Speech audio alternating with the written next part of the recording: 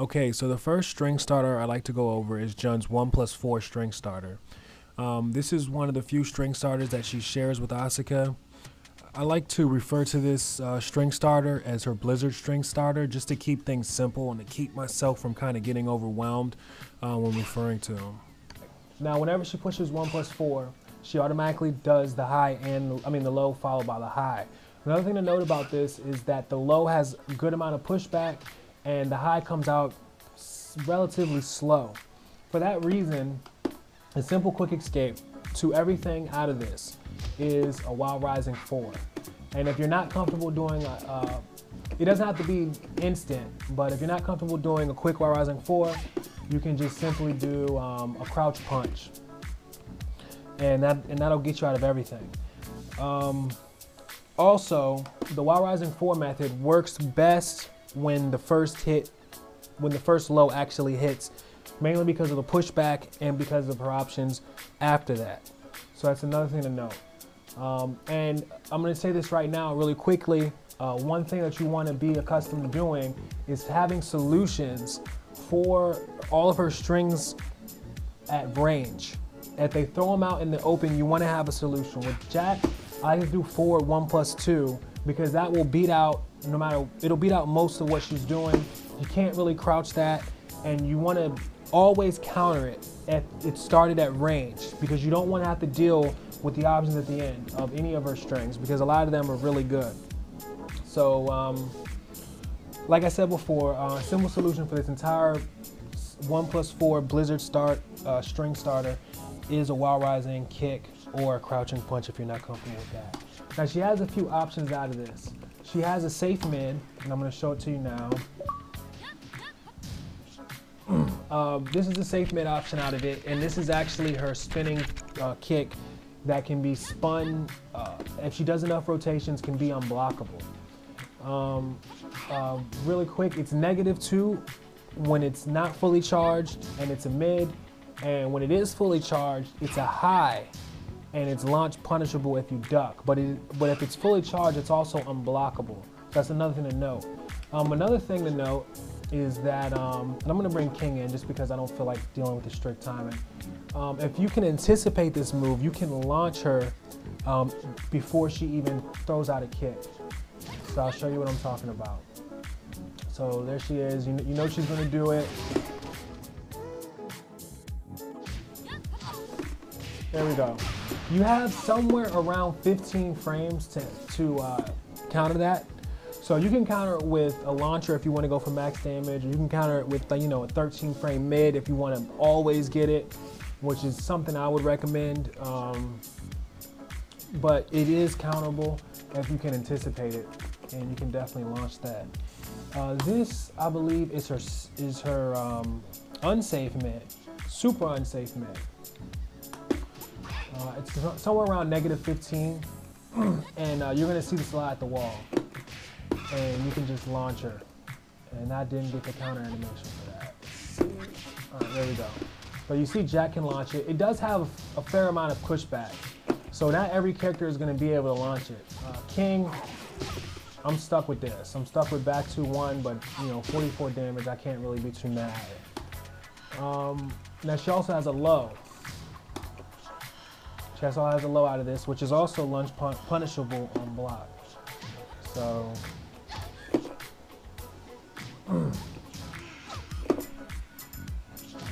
come on. There we go. So yeah, the low is launch punishable on block. But as I said before, with the 1+4, it's not as bad as it is with some strings. This is one that you can kind of afford to deal with, but at the same time, it's not, and you want to just do a Wild Rising 4. Another thing to note about her 1+4 Blizzard string starter is her high option finisher. If she finishes with her high, then she can seamlessly transition into her 1-1 string starter that I'm going to go over next. So if she does this, she can seamlessly, all she has to do is push 1 again, and then she'll seamlessly transition into her 1-1 string starter, destroying your crouch, and it'll jail you. So that's one big thing about this, and a good reason why you want to stick with your WoW Rising 4 Punisher when dealing with this on hit. Okay, now her next string starter we're going to go over is her strings out of 1-1. Now I'm going to show you what it looks like. It's her strings out of 1-1 or forward 1. And for this demonstration, I'm going to use 1-1 because this is how you're going to see it most of the time. Now, one thing to note about this is that her 1-1 is steppable. The second hit is easily steppable on block. Certain characters, depending on how good your step is, will not be able to step it. Like Jack, he can't step it. But as long as you have, I mean, most characters are able to step it. So if you really insist on, stepping something, or if she's just poking you with 1-1, then you can just go ahead and step the second hit. Now she has about 3 options out of this, and I'm going to go over all of them. But before I go over them, I'll say that the best solution to everything is just to go ahead and duck. She has really no scary mids out of this that should prevent you from ducking, and ducking reaps the biggest reward. Now this is her low out of it, and this is launch punishable. It doesn't look launch punishable, but it is, and that's pretty much her low. It's around it's above -20, and I'm going to use an annotation for those frames. I'm going to go over her mid last, and this is her cans out of it. Okay, and as we've gone over these cans so many times, it's low high, so all you have to do is just crouch it, and you won't get hit with the mid, and it's launch punishable. If you get hit with the entire thing, the low and the high, well then it's safe. And this is her mid.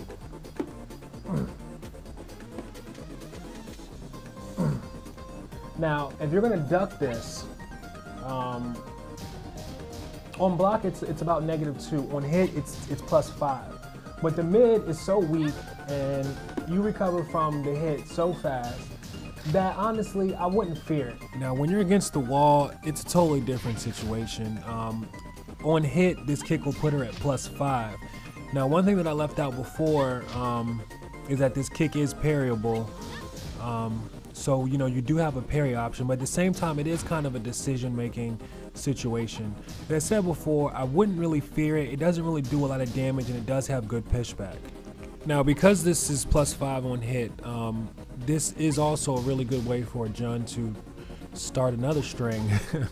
So, but even still, when this video is all said and done, after you've seen this video, I have perfect faith that you will have no problem with most of her strings.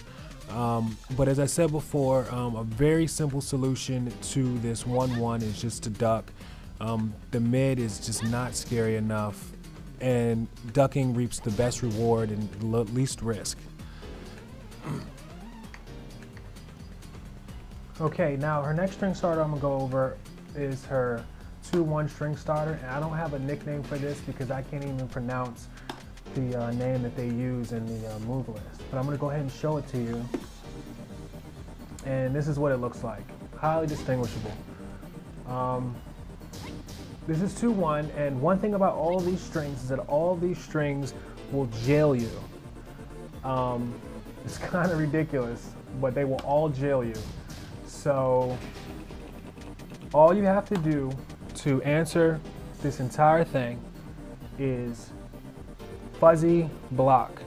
All right, fuzzy block. And what a fuzzy block is it's going like this.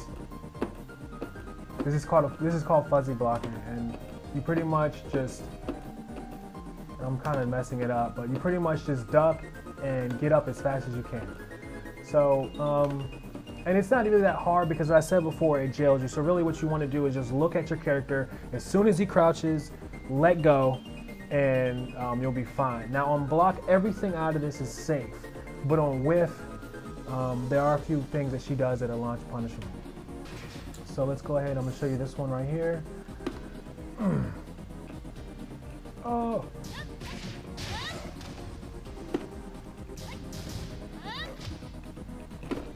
And you can actually launch that.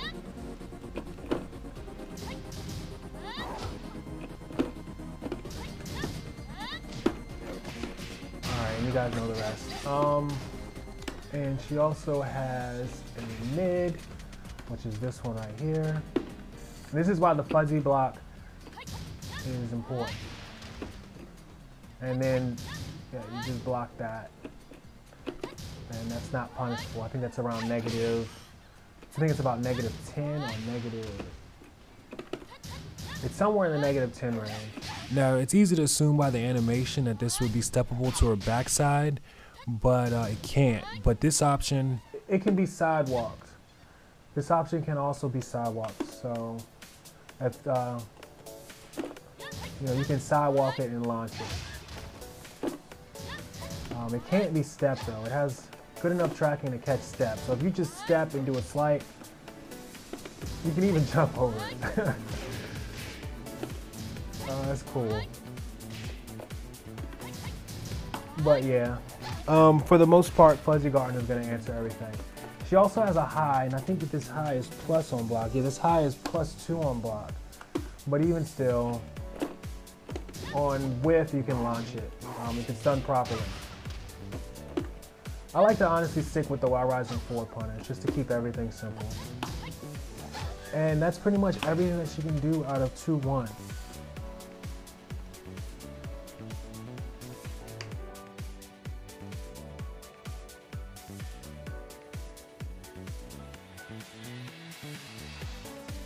Okay, the next string starter of hers I wanted to go over is her back 2 string starter. I call it her Ruin string starter. Now everything out of this string can be Y-Rised 4 except for her Moon Scent. That's what they call it. Really, it's her Y Rising 3 finisher. And I'm going to show it to you.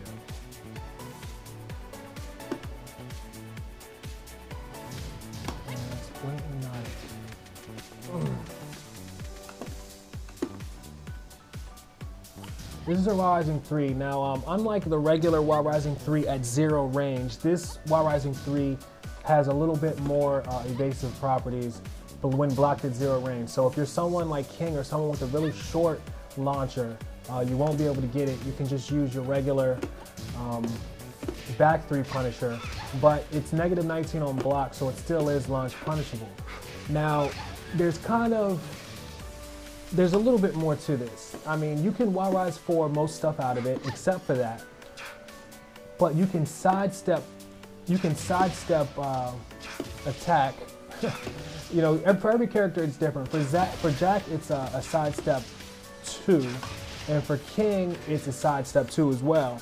Or you can sidestep attack. If you know a mid, preferably a mid that comes out instantly on sidestep, then it'll nullify everything except for her leg cutters. Now, when you look at the exchange, you have a launcher or a leg cutter, which everyone should know how to deal with. I'm going to be going over that at the end of the video. I think the best option, even though everything can be done like that, is to go ahead and just take the worst thing that can happen to me as a leg cutter if I do this option. And that's the sidestep 1. And I mean, if Jack can do a sidestep, then honestly, anyone can do it. And it's the second hit. It's the second hit that you want to. The second hit after this is what you want to step. So, wow. Still get hit. And you know, you can do this to everything out of this. Everything. It's so much better when you have a mid though, because a mid just guarantees that you, no matter what, will get it. King has a high, but he still hits it with highs. So, I mean, that's just the quick escape for everything out of Ruin, except for leg cutters. And if you want to be able to stop leg cutters, then you can do a crouching 4, which will get you out of everything else. So that's her Ruin, her back 2 string starter. Okay. All right, so the next string starter is her Izumo. It's forward 1+2. This is a string starter / stance, and we're going to get into that a little bit later on. I'm just going to show you guys what it looks like. This is what it looks like. It is a high, as you can see, and as predicted, as anticipated, you can just crouch punch it, and that is the best way to deal with Izumo. Now, you can also treat it like all of the other strings, and you can crouch the second hit and punch. The only thing that can stop you from doing that is her Wild Rising 3. And let me see if I can find it. Okay, I cannot find it. Hopefully this will be it. Alright, it's not. Anyways, I don't think we need to see it at this point. Her Wild Rising 3 is the only thing that can stop the crouch punch from interrupting it. And you just gotta kind of use a little bit of thought into thinking as to whether or not she would actually have the balls to do the Wild Rising 3. It's still launch punishable, it's still -19. You guys know the drill of Wild Rising 3 right about now, so I don't have to go over it. Now she does have a few things that are launch punishable, and crouch punching is what yields the best final result anyway. So her can-cans. Now one thing about her can-cans is when you do a regular crouch punch, it cancels your punch, and that should be a sign to you in your head that, okay, I get a chance to launch this chick for doing this. So, but you do have to do just a regular crouch. You can't do a crouch forward, a crouch back, or you can get countered. And you do have to crouch on time. But it's a high-low. I mean, we've gone over the can-can so many times. There's no need to go over it again. So you can launch punish that. You can also launch punish her grab. Can show you. And you can get a launch punish on that. If you do get grabbed, it's a 1+2 break. And I'm not going to show you guys the launch punish just for the sake of time. But it's a 1+2 break. No matter how she performs it, she can perform it 2 ways, and they're both 1+2 breaks. But honestly, you shouldn't even be standing. She can hit you with the back 3, and you guys know the drill on that. Everything else is it's either fairly safe or only -13. And once again, for the sake of time, I'm not going to be going over this. I definitely recommend that you go to practice mode and check some of these things out. But she has about, how many options does she have out of this? She has about 9 options. Let me double check. Yeah, she has about 9 options out of the Zumo. So yeah, we can't be going over that. But that's pretty much it. Crouch punch will yield you the best. It's the lowest risk and the highest reward when dealing with this mix-up. So that's a Zumo. Okay, now the last stance I'm going to go over is her Genjutsu. This is my favorite stance of hers, mainly because it's so easy to defend. Also, I like to nickname this stance, hit me now. Hit me now with a mid. Because that's really all you have to do when dealing with this stance. This stance has so much startup to it. Let me show it to you. I mean, every move out of this stance has at least 20 frames startup. So, I mean, you can even launch her out of it and, she won't be able to stop it. Only reason why I call this move hit me with a mid is because it's just a lot easier just to throw out a mid on reaction than it is to throw out a launcher. And you're more likely to hit a mid than you are a launcher on reaction just because of the timing. But I mean, it's good to know that she can be launched out of everything. This is her low out of it, and this is launch. You can launch this if they have a habit of doing it. You can launch it even before she gets to the low. She has one other option that's +2 on block and also a homing move. I'm gonna show that to you now. And this is it. It is a high, but like I said before, she can be launched out of it before she even gets into anything. She has other options out of it. The rest of them are relatively safe. I think there's another one that's -13. This one is safe, but at the end of the day, this isn't really worth. It's not worth your guys' time to go over all of her options out of this, because really what you should be doing is hitting her with a mid as soon as you see that stance. Hitting her with a mid, unless she does it in a transition. And I'm going to be, that's a perfect little segue into us going over her transition. But for the most part, simple rule of thumb, if you see this, hit her with a mid. That's hit me now with a mid. And it shouldn't go any further than that. So that is her Genjutsu. And the notation that started is back, I think it's back 1+2. Back 1+2. Yeah, it's back 1+2. All right, and that's her Genjutsu.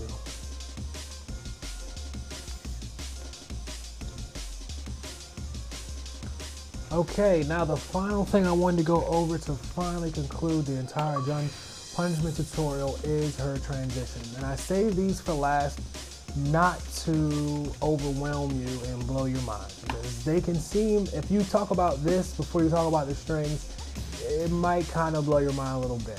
So basically these are transitions. These are moves that she can do and transition seamlessly into any of her two stances. That's Izumo and also, I forgot the name of the other one. So, Izumo and Please Hit Me Now. So she can transfer seamlessly into those two stances with either of these moves. She can use 1-2 sidestep. She can use back 2-1, I think it is, sidestep, and she can use forward 3 sidestep, or she can do forward 3 automatic Izumo, 1-2 automatic Izumo, back 2-1, I think it is, automatic Izumo. It's almost like a seamless transfer. Now, if this is on block, then everything is going to come out at about a regular speed. I think she's not really too negative to make it so that you can really interrupt any of her stances when she transitions into them. You can definitely hit me now, but on block you can't really interrupt Izumo. You can't interrupt Izumo, as a matter of fact, on block. You can duck it, but you can't interrupt it. Now, the reason why I'm showing this to you guys with the sidestep is because this is almost her most effective way of sort of using this. On hit, the sidestep is fairly safe, but on block, the sidestep is launch punishable. It's somewhere around -23, the sidestep itself, and then you also add the negativity of the move that she was hitting you with. So, I mean, it's going to be somewhere, some people were guessing it's like -40, some crazy number like that. It's extremely punishable if you block before the sidestep. So, let's go ahead. Oh, damn, I missed it. And I don't have the exact number, and just ignore all that frame stuff I was talking to you guys about. But it's over -25, the step, so it is launchable. Now, on hit, she does have a few options out of it, and I'm going to show them to you. She has one that leaves her at frame advantage and one that's extremely fast. So this is her fast option out of transitioning. But the thing about this is on block, it's -13, so you can -13 punish it. And you're going to see this option more than you're going to see the one that'll leave her at frame advantage. It just depends on how mental the Jun you're playing. I think that the smarter Jun players are going to be more into this one, the one that leaves at frame advantage. And we've gone over this move in part 1, but this move is also highly, it's really easy to step. So, you can step it even before you even see the animation. If you're anticipating it, you can step it, and you can also step it on reaction. Now, characters with slower steps like Jack can't step it. As a matter of fact, I wouldn't say that they can't step it, but I will say that I've tried to step it probably like 50 times with Jack, and I haven't got it once. It's really hard to step with Jack. Another thing about this move is that if you're anticipating, it can be interrupted. So you can always just go ahead for the jab. Her fast option, it does high crush, and it is just a little bit too fast to be interrupted by a jab. And I'll show that to you right here. See, there's no interrupting that. It just comes out way too fast, and oh wow, there it goes. Spoke too soon. So yeah, on block you can jab out of everything, but I honestly think that it's better to see what she has in store for you, and punish that accordingly. Because you can do a jab, I guess, to regain your authority. Or I guess you could be professional about it and see what she has in store for you. I honestly think it's better to see. It's more punishment opportunities if you stay back and see. And anyways, that pretty much covers the entire Jun tutorial. I'm so glad it's over. Jun is definitely an annoying character and has a lot of stuff that needs to be covered. The next character I plan on doing is going to be Law, and I'm also planning on my next tutorial not to be so long. I'm planning on it only being one part. I think Jun was an exception, mainly because of all the strings that she has to pressure you with. But like I said before, I'll be covering Law next. But what you guys can do to have your say in it, I'd like you guys to vote on whatever character that you want me to cover next. I'm going to make it simple too. I'm thinking about either doing Hwoarang, Nina, or Bob. So, you know, or Miguel. So you can vote between those 4 people, and I'll whoever gets the most votes, I'll go with them. Anyways, it's your boy Punisher1564. Hope you guys enjoyed the tutorial. If you like the music, as I said before, you can find it on my Tracks for Tekken Tunes playlist. Feel free to share this video. It's over, guys. Peace.